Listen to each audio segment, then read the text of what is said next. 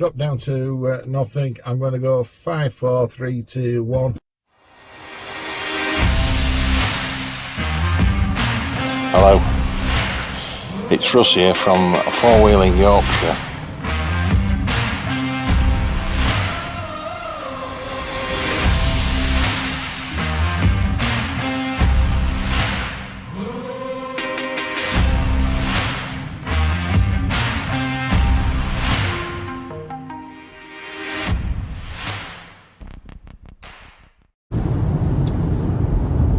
Coming towards the end of my day in the new Defender. I've really enjoyed today. It's been a brilliant day. Second only, I think. Well, no, he's in first place. Up to then, I was lucky enough to go on the launch of the new 5-litre supercharged Range Rover Sport a few years ago, and to drive it on the test track at Gaydon, and to be driving a Range Rover de-restricted at 160 miles an hour, I'll never forget. And I always thought that would be it. But to be honest with you, this is eclipsed it. This is one incredible vehicle. It's comfortable. I can see each corner of the vehicle. In fact, it's incredibly comfortable. The seats are superb. Ergonometry is perfect, apart from the driver's elbow. In the old Defender, you used to kick your elbow outside the car. In this one, we've got that much room that it's too far to rest your elbow, and the next level down is too low. So we're it's between the devil and the deep blue sea. So it's not quite right, isn't that? It's not no good. It's not quite right. The second thing that I'm not happy with is you've got massive air vents in the front bumper that lead through to the brakes. Not a problem. You know, why is that a problem? Well, we only drove one track today, and it was a chalk farm track, and we only did it to get some drone pictures and video, and I couldn't believe it. We drove it 2 or 3 times, and the vents in the bumper, the air intake in the bumper, was just full of chalk. And if I'd driven it another 2 or 3 times, it would have been blocked. So how can you do thousands and thousands of miles of testing in the Sahara Desert, ice in the Antarctic? You know, how can you do all these things and then have a fundamental thing where these vents fill up with chalk? Now, you might say, oh, they've never driven in chalk. Well, it's no different to a muddy track or sand dunes, damp sand. It'll have the same effect.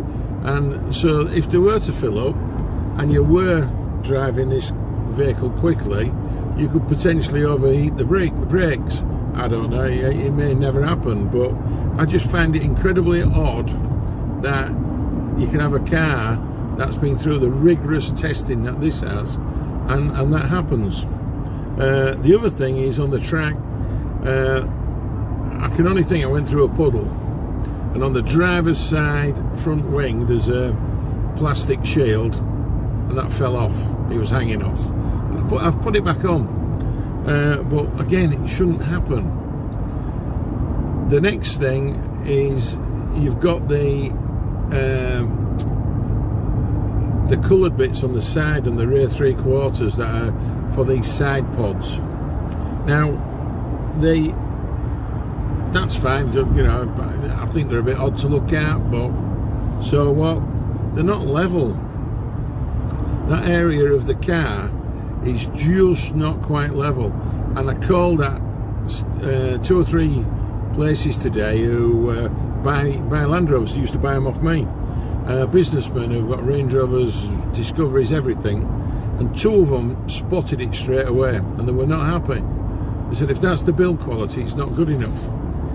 And I hadn't noticed it when I picked it up, because he was actually absolutely throwing it down with rain. But they're right.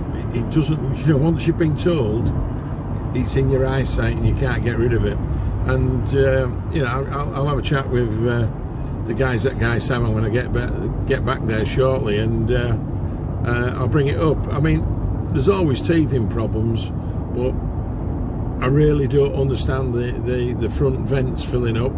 That to me is wrong. The bit of trim coming off, well, that could be sorted out. And these line of sight bits of trim and door seals and everything, that can probably be put right. But I just wish they weren't there, because it does take a little bit of an edge off what is an incredible vehicle. I mean, everything about it. You know, my dog's fit in the back, 3 dogs. My wife loves it. Leanie's sat in it and taking her down the road in it. Her comment is that I just can't understand why it's called a Land Rover Defender.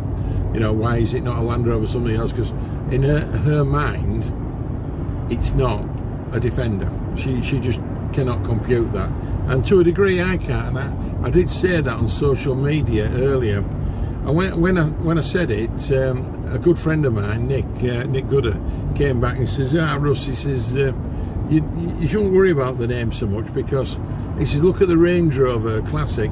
When the Range Rover Classic came out, you could swill the floor out. It had vinyl seats, and it was fit for purpose for almost utilitarian vehicle. And he says, you know, the Range Rover Classic evolved, and nobody wants to change the name of Range Rover. Everybody's happy that it's still called a Range Rover from the Classic to now. And I thought about this, and I thought, well, yeah, you got a good point there. But then I thought a bit more about it, and I thought, well, you have got a good point there, but the same man who bought the Range Rover in 1969 still buys it today. You know, it's part of their DNA, the shooting fraternity. Whoever bought a Range Rover back then has it now. You know, you cut them in half and that's it. How could you say that about a Defender owner today? Could you say that the DNA of the Defender is still there because the ones who bought them, the last ones in 2016, they're all going to fall over and buy them now? Well, they're not. This is like gone into warp speed.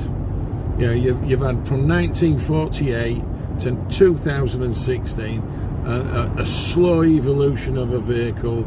You know, in 2016 there was bits on that car that harked back to 1948. You know, this is like 20 years, 30 years on. You know, it's just moved on so far, and so I actually think Defender is the wrong name. I don't know what you want to call it, Land Rover or whatever, and it really it isn't a big issue at the end of the day. It's how good the car is, but because of my history and my DNA, it says no. But all I can tell you is I love the car. When I get back to Guy Salmon shortly, I'll be putting a deposit down for a 90. Don't need a 110. I've got my Toyota Land Cruiser. I'm going to put a deposit down for a 90. I can't make my mind up whether it's going to be a commercial or with windows. I can't make my mind up whether it's going to be coil sprung or on air. The other thing I'd say about this car, I thought it right at the beginning when I got in it this morning, I thought the tyres are not fit for purpose. And when we were on the farm track today, it was sliding all over the place, and it wasn't the vehicle, it was the tyres. You know, you're only as good as your tyres, and these tyres, Land Rover turn around and say, well, we put the tyres on for the type of customer we're going to sell it to. Well, you shouldn't make a four-wheel drive as good as this without putting the right rubber on. So I'm going to sign off on that. I'm going to sign off. I've had a fantastic day. Thank you, Guy Salmon Wakefield. Paul, you've been a gent lending me this for the day, because everybody and his dog wants to try one at the moment, and to let me have it for 8 hours, I really can't tell you how pleased I am. Seriously am. Struggling to get my words out there. That's not like me. Anyway, cheers, bye.